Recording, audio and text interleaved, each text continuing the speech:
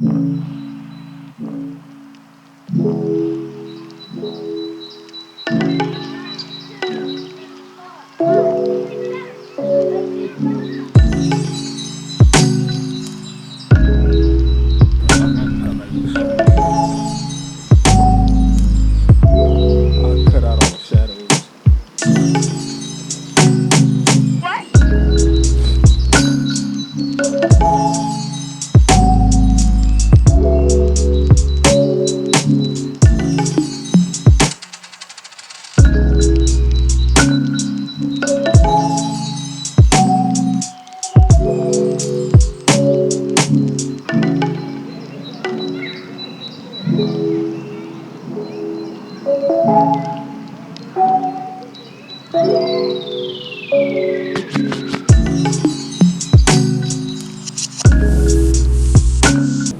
going on YouTube?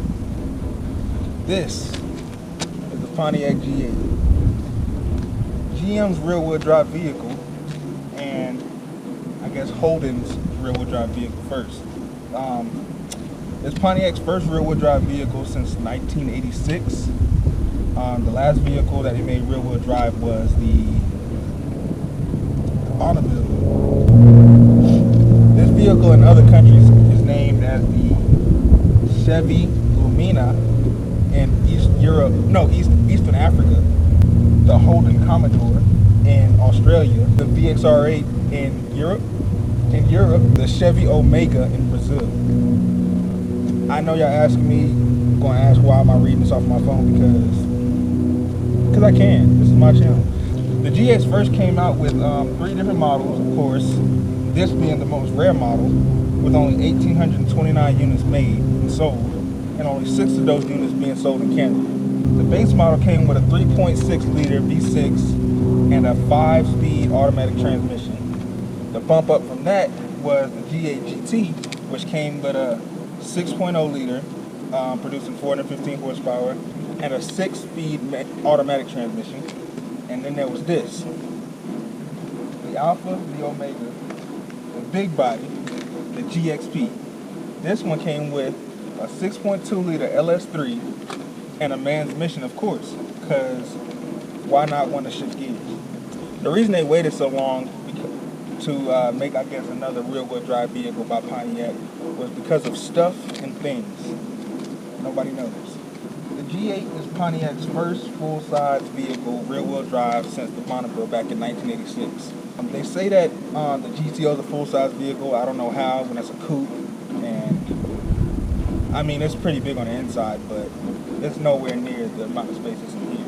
But enough about all the other kids. Let's get into this one right here.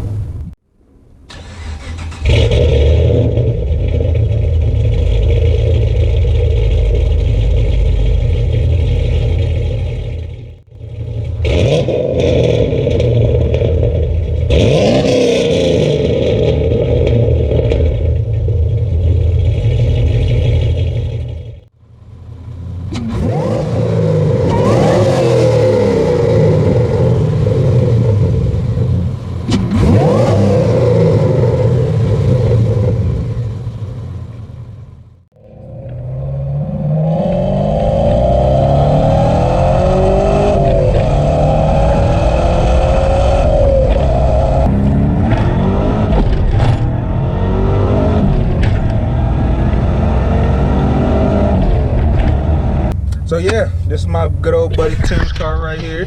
What up, YouTube? Tim said this car wasn't enough for him when he got it.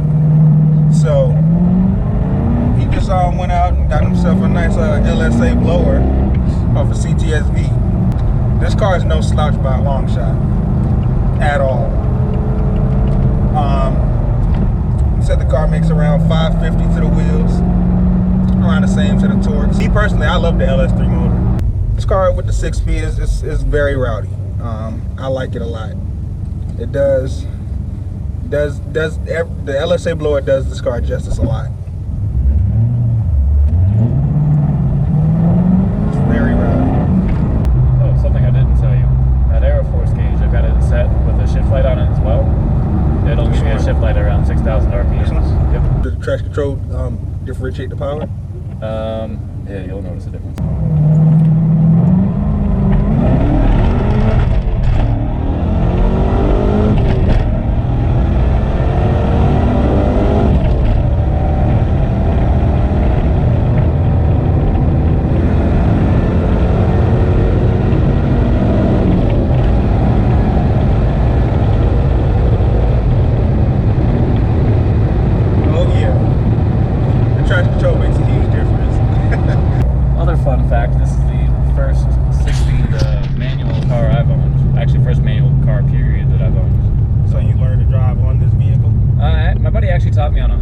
So I learned how to drive one on that. I did too. But I still sucked at it because I didn't do it every day.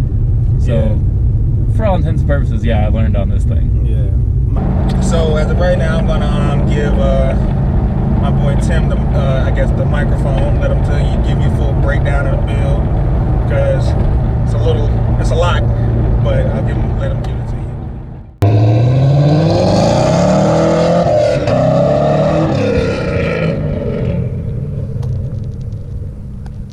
So basically, it's an intake swap.